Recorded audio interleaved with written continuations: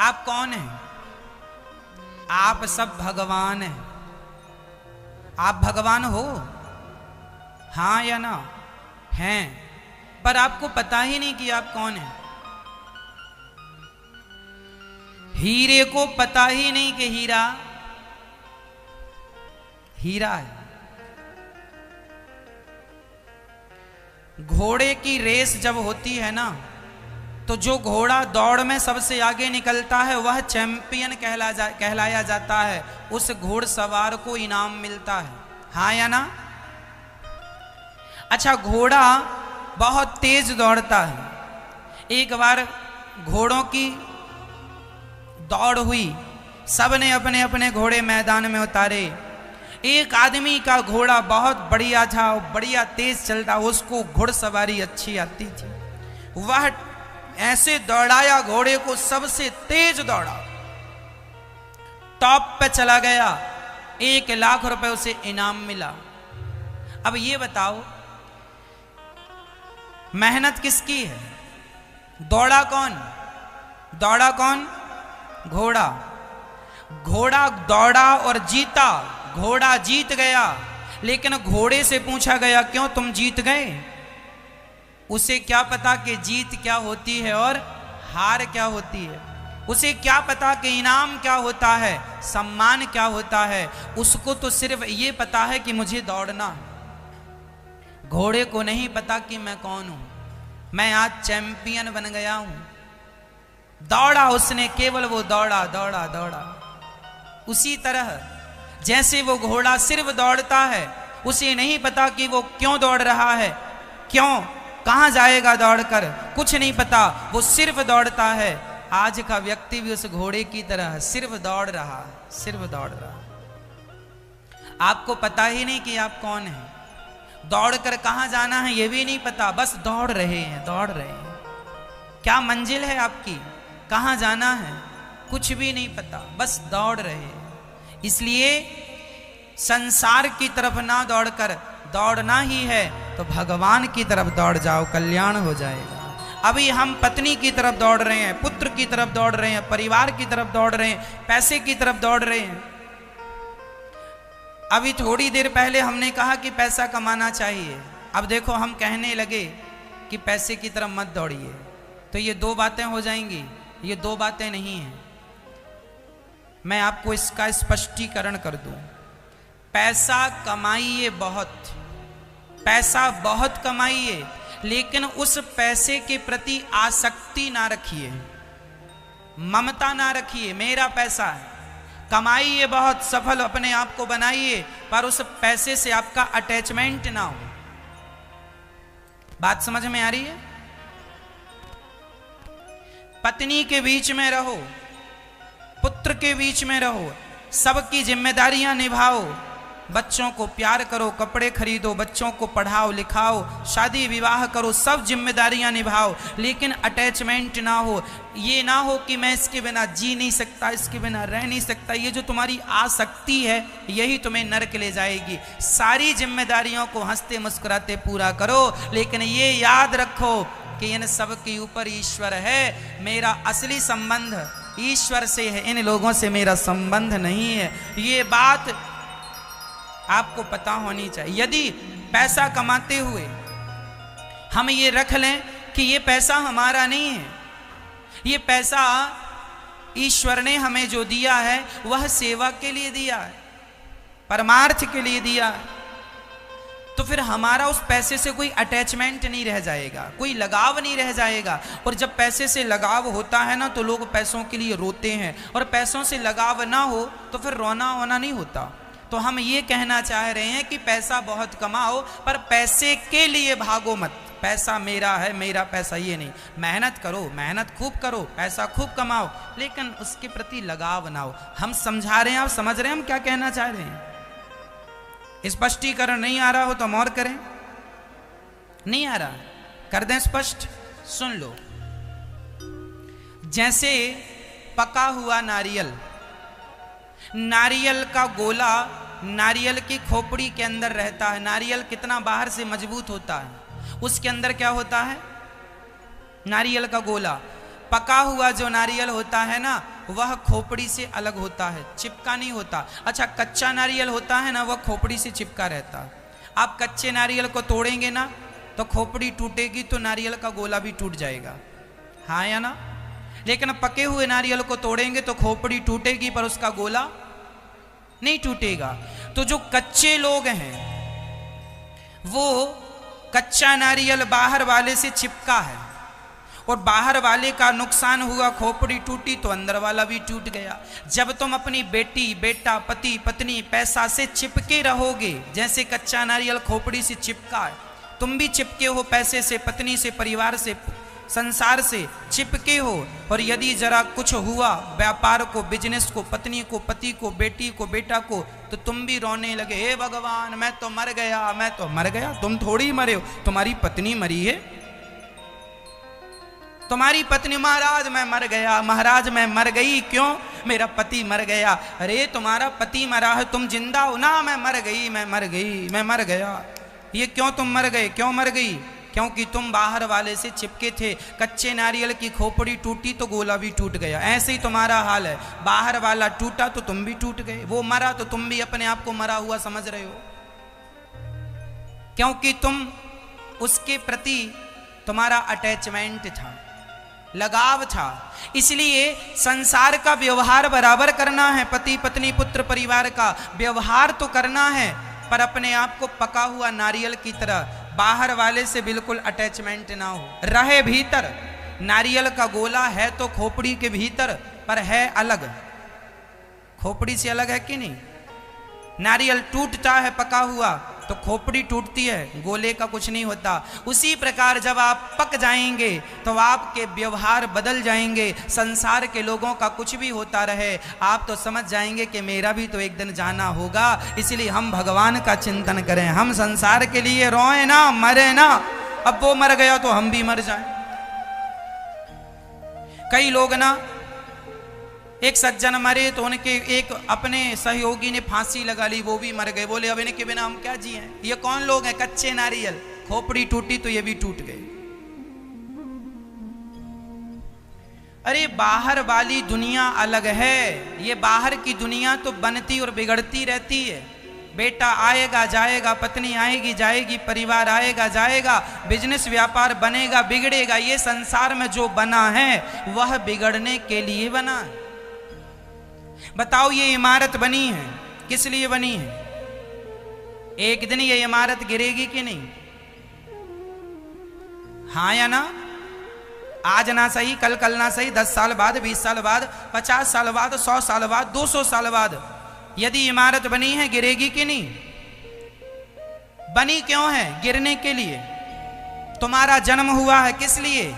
मरने के लिए। तुम जन्मे हो तो सच्चाई यही है, तुम मरोगे, सबको मरना है। लेकिन तुम कच्चे हो ना, वो मरता है, तुम अपने आप को मरा हुआ मान लेते हो, पक जाओ। तो हम वही आपको समझा रहे हैं कि आपका अटैचमेंट ना हो अधिक, जरूरत से ज्यादा। रिश्ते नाते निभाओ, व्यवहार कुशलता होनी चाहिए, पर ये ना हो, ठीक है। तो सुखदेव भगवान कहते हैं ज्यादा हाय हाय नहीं करना चाहिए। सब में भगवान है, तुम में भगवान, हम में भगवान। और सच्ची बताऊं मेरी मां, ईश्वर के सिवा इस सृष्टि में कुछ है भी नहीं, पर हम लोग अज्ञान के कारण उसे ना समझकर कुछ और समझ लेते हैं। अच्छा ये बताओ, ये क्या है? मैया जी आपसे पूछ रहे हैं, बताओ ये क्या है? जोर से बोलो, क्या है ये? अंगूठी है। ऐसा आप कह रहे हैं, हम नहीं कह रहे हैं। ये अंगूठी नहीं है, आपका उत्तर गलत है। ये अंगूठी नहीं है, यह सिर्फ सोना है। गोल आकार बनने के कारण इसे आपने नाम दिया है अंगूठी। गले में माताएं मंगलसूत्र पहनती हैं, क्या वो मंगलसूत्र है? वह एक सोना है। कान में बाले पहनती हैं, वो बाले नहीं है, वो तो नाम दिए गए हैं पहचानने के लिए, एक्चुअली है सब सोना। माथे पे पहना सोना, गले पे पहना सोना, हाथ में चूड़ी सोने की, सब में क्या है? सब में क्या है? सोना, पर सबके नाम अलग अलग है। केवल नाम अलग अलग नहीं, रूप भी अलग अलग है। ये कान के बालों का रूप अलग है, चूड़ी का रूप अलग है ना? माथे की बिंदिया का स्वरूप अलग है, और पांव की पायल का, कमर की करधन का और बाजूबंद का स्वरूप अलग है। नाम अलग है, स्वरूप अलग है, पर तत्व एक ही है। सबके भीतर एक चीज कॉमन है, वो क्या है? क्या है? सोना।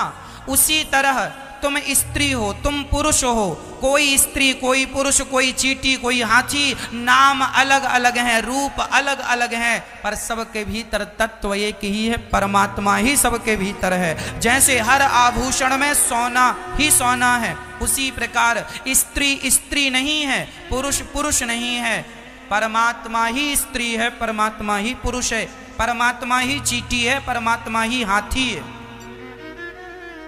हमारी माताएं नाक में पहनती हैं जो सोने का, सबसे कम सोना वहाँ होता है। गले में पहनती हैं, सबसे ज़्यादा सोना यहाँ होता है। ज़्यादा सोना है तो भी सोना ही है, और कम है तो भी सोना ही है। नाक में पहनो तो सोना ही, और गले में पहनो, सब में सोना, पर नाम अलग अलग हो गए। ये नथ हो गई, ये हार हो गया, नाम अलग अलग हो गए, रूप अलग अलग हो गए, उपयोग भी अलग अलग है। नथ को नाक में पहनी जाती है, हार को गले पे ही पहना जाता है, उपयोग भी अलग है, नाम भी अलग है, रूप भी अलग है, पर तत्व एक है, सोना। उसी प्रकार स्त्री, पुरुष, हाथी, कुत्ता, बिल्ली, शेर, पेड़, पौधा, ये सब अलग अलग नाम, अलग अलग रूप है, पर इन सभी में वह परमात्मा ही समाया हुआ है। जैसे हर आभूषण में गोल्ड है, तुम में, हम में, सब में तुम कोई और नहीं हो मेरी माँ। आत्म साक्षात्कार हो जाए, तुम भगवान हो, तुम ही ईश्वर हो। अहम ब्रह्मास्मि सर्वम खलविदम ब्रह्म, सीय राम मैं सब जग जानी, करहूं प्रणाम जोर जुग पानी। तुम ही भगवान हो, पर सारी जिंदगी अपने आप को तुम रामबाई मानती चली आई हो। मैं श्याम लाल हूं, ये आदमी कहता मेरा नाम श्याम लाल है महाराज, आधार कार्ड में तो श्याम लाल। तुम श्याम लाल नहीं हो, तुम भगवान हो, पर चूंकि अज्ञानियों के बीच में रह रह के तुमने अपने आप को श्याम लाल मान लिया, तुमने अपने आप को रामबाई मान लिया। हो नहीं तुम हो कुछ और। आत्मबोध मैया हो मेरी मां।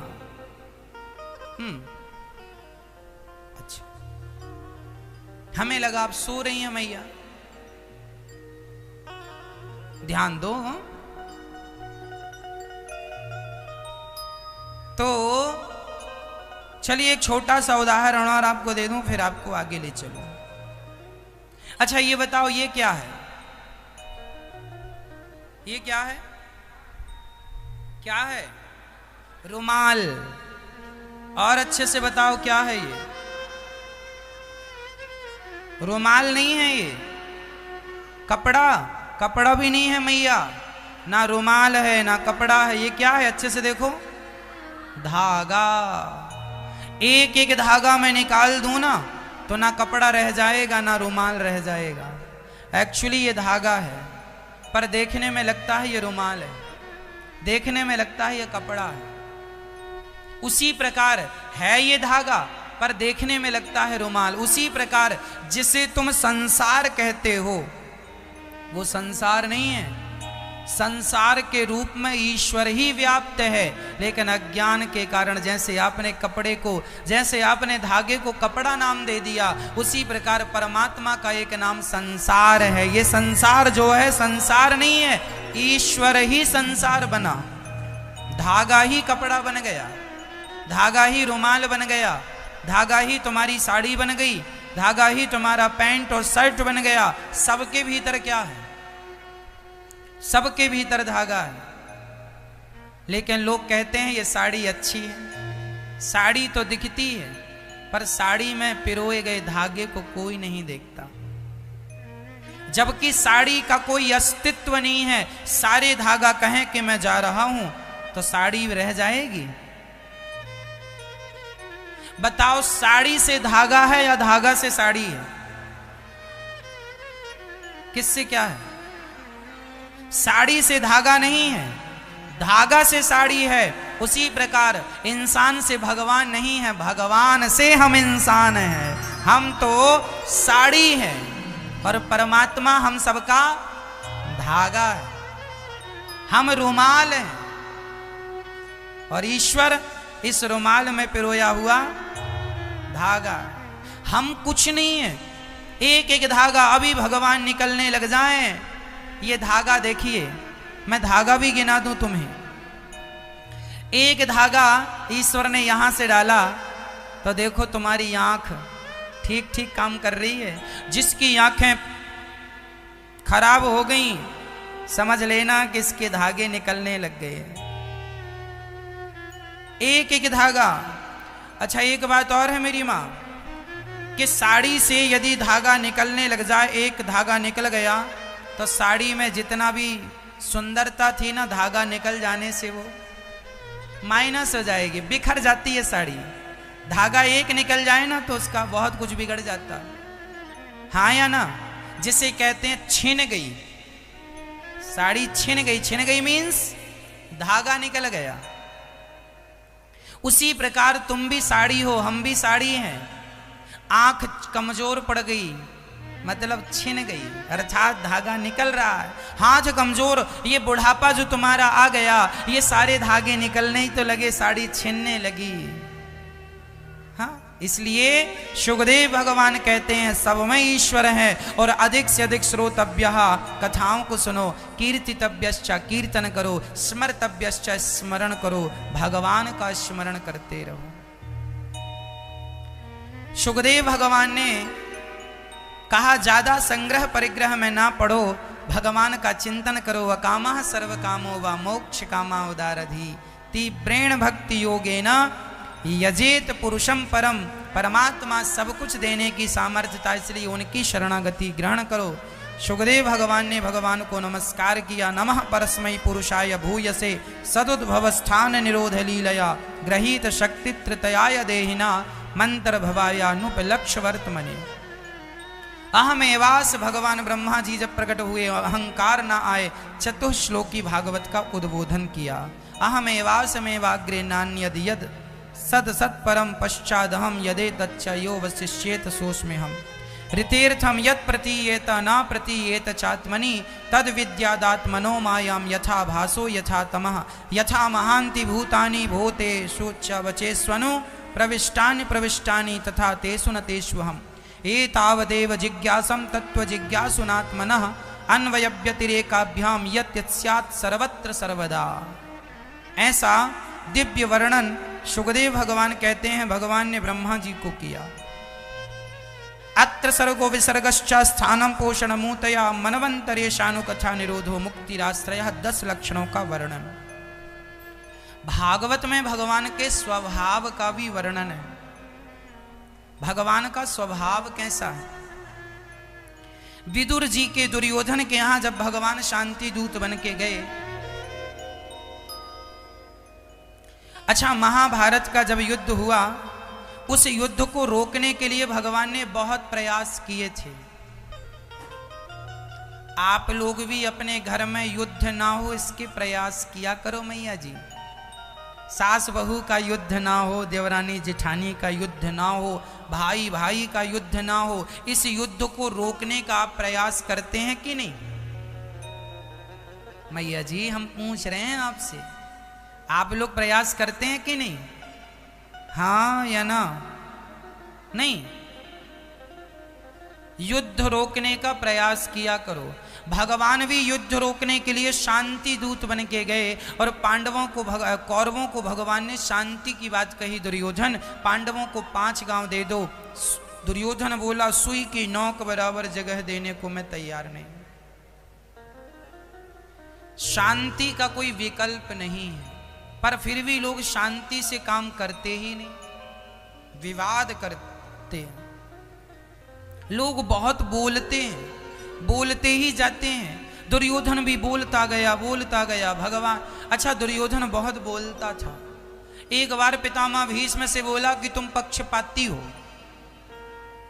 क्या पक्षपात करता हूं? बोले तुम पांडवों को मारते नहीं हो, जाओ उनके पक्ष में खड़े हो जाओ, हमारा तो कोई भला चाहते नहीं हो। पितामह भीष्म को दुर्योधन ने उकसाया।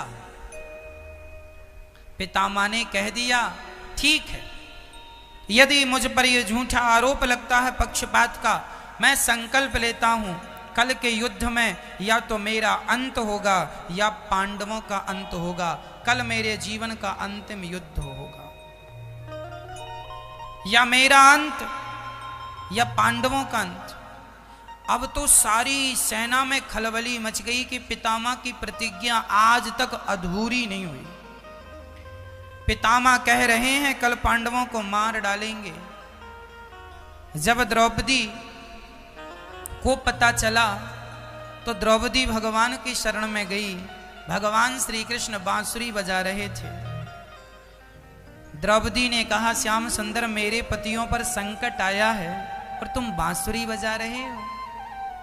श्याम सुंदर ने कहा, बहन क्या हुआ, आपको पता नहीं चला? पितामह ने कल के युद्ध में हमारे पतियों को मारने का प्रण ले लिया, प्रतिज्ञा कर ली है। भगवान बोले, तो प्रतिज्ञा जब पितामह ने कर ही ली तो मैं क्या कर सकता हूं? श्याम सुंदर, आप ही सब कर सकते हैं।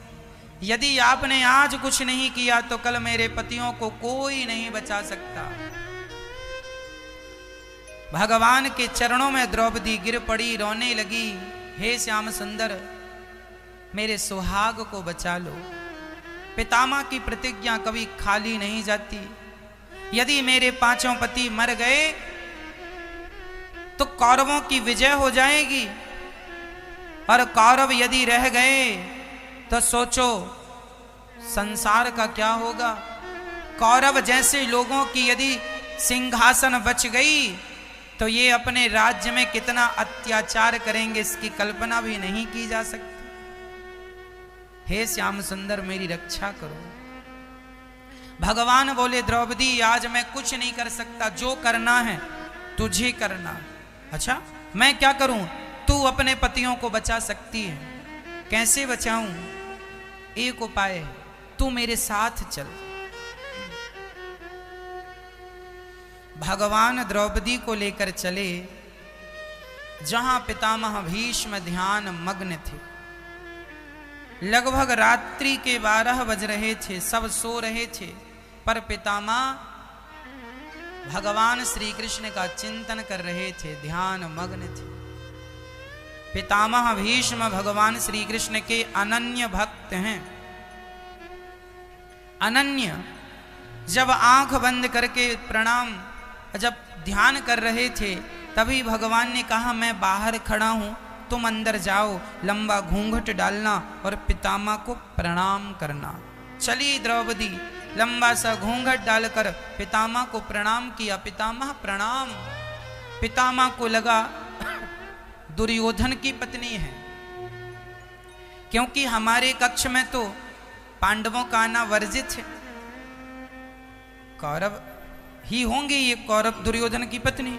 आशीर्वाद दे दिया, सौभाग्यवती भव, सदा सुहागिन रहो, सदा सुहागन रहो। अब जब सुहागन का आशीर्वाद दिया तब द्रौपदी ने अपना घूंघट उठाया।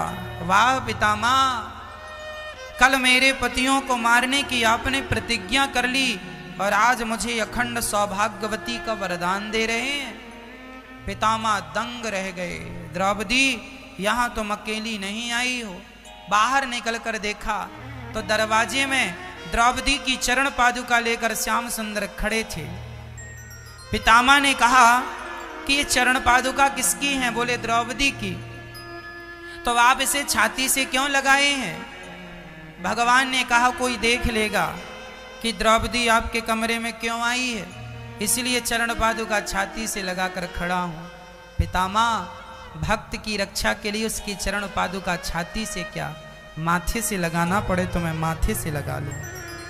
प्रार्थना करता हूं मेरे पांडवों का अहित ना हो।